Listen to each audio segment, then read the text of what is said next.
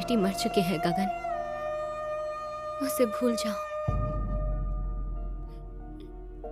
Please, यहाँ से चले जाओ।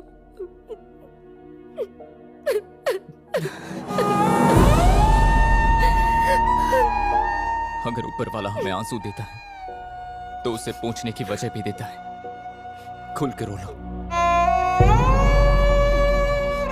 अगर गंगा जल से पवित्र कुछ है इस दुनिया में तो वो आंसू है, इसलिए रो, खुल के रो।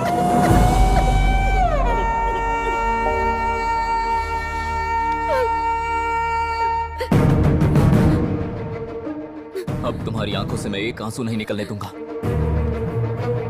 स्वीटी, चाहे इस जिंदगी में तुम्हारा कोई साथ दे या ना दे, पर मैं दूंगा। I love you for ever and ever and ever, मरते दम तक।